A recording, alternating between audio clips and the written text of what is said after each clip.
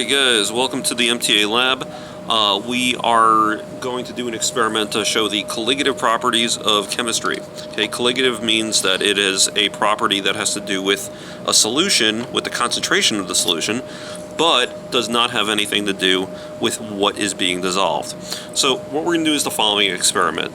We're going to take these two beakers full of ice, and I'm pouring water into both of them just to allow for the temperature, the thermal conductivity to be spread to the thermometers. That just means that otherwise they're touching air. So I'm going to fill these up right now, both with plain water.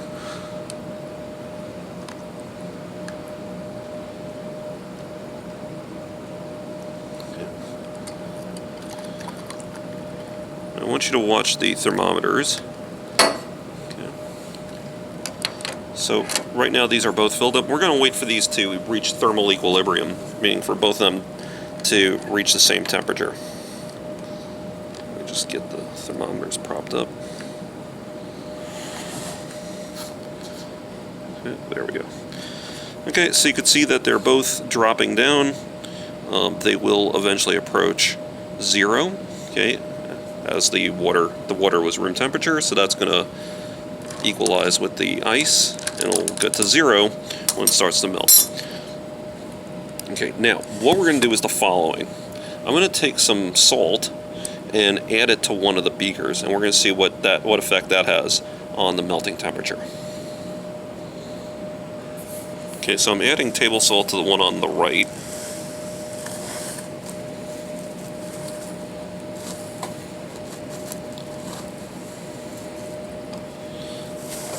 Okay, so we have a nice salty solution. I'm going to mix it up a bit.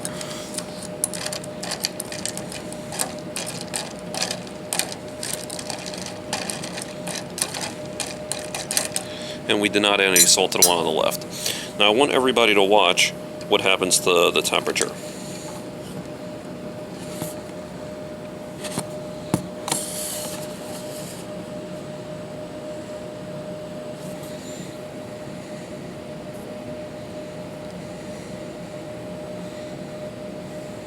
Okay, you can already see that the one on the right is getting colder faster, but let's keep watching it.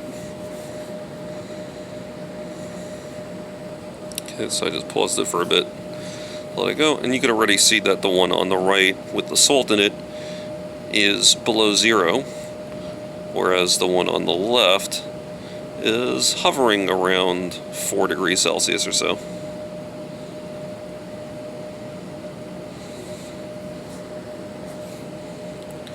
Okay, so at this point, the one on the left is at about 2 degrees Celsius, and the ice on the right is at about -4, or -3 and -4 degrees Celsius.